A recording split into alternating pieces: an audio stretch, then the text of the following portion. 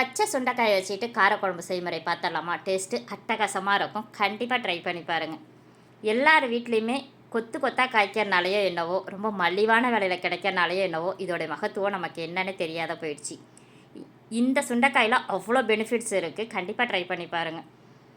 சுண்டைக்காயை தண்ணி போட்டு நல்லா கழுவிக்கிட்டு அம்மிக்கல்லையோ உரலையோ இடித்து எடுத்துக்கலாம். இடித்ததை இவ்வளோ விதையோடு நம்ம காரக்குழம்புல போட்டால் கெட்டியாயிரும்.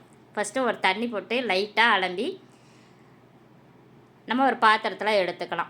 ரொம்ப விதையோடு நம்ம போட்டோன்னா என்ன தான் நம்ம காரக்குழம்பு வச்சாலும் வெண்ணெய் புட்டு மாதிரி திக்காயிரும். அந்த மாதிரி திக்காக இல்லாமல் இருக்கிறதுக்காக தான் நம்ம இந்த விதையெல்லாம் நம்ம வந்துட்டு ஓரளவுக்கு கழுவி எடுத்துக்கலாம். ஃபுல்லாக எல்லா விதையும் போட்டு தேய்ச்சி எடுத்துட வேண்டாம்.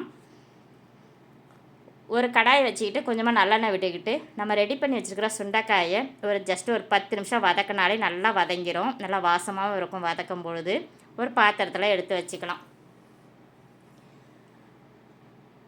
அதே கடாயில் அந்த எண்ணெயோடவே கொஞ்சமாக வடகம், 4-5 பல்ல பூண்டு தட்டி போட்டுக்குவோம். ஒரு வெங்காயம் பொடியாக கட் பண்ணி போட்டுக்கிட்டு நல்லா செவர இந்த அளவுக்கு வதக்கிக்கலாம். உங்கள் காரத்துக்கு தேவையான அளவு பச்சை மிளகா, ஒரு தக்காளி பழம், நான் பெரிய தக்காளி பழமாக பொடியாக கட் பண்ணி போட்டிருக்கேன். வெங்காயம் தக்காளி வதங்கிறதுக்கு கொஞ்சமாக உப்பும் போட்டிருக்கேன். வெங்காயம் தக்காளி நல்லா ஒன்று சேர நல்லாவே வதக்கி விட்டுக்கலாம்.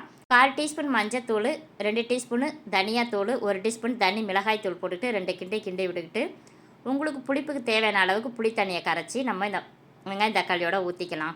குழம்பு மிளகாத்தூள் நான் 1 குழிக்கரண்டி அளவுக்கு போட்டிருக்கேன். உங்களுக்கு தேவையான அளவுக்கு நீங்கள் குழம்பு மிளகாத்தூள் போட்டு கிண்டி விட்டுட்டு சலசலன்னு ஒரு கொதி வரும்போது தீயை குறைச்சி வச்சுட்டு தட்டு போட்டு மூடினீங்கன்னா கமன்னு வாசனையாக இருக்கும்.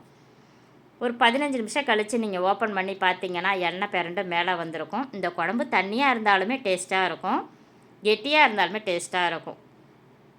இட்லி, தோசை, ரைஸு, தயிர் சாதம் எல்லாத்துக்குமே அல்டிமேட்டாக இருக்கும். இந்த பச்சை சுண்டைக்காயில் நான் சட்னி செஞ்சு என்னுடைய சேனலில் நான் வீடியோவாக அப்லோட் பண்ணியிருக்கேன். வேணுன்றவங்க செக் பண்ணி பாருங்கள்.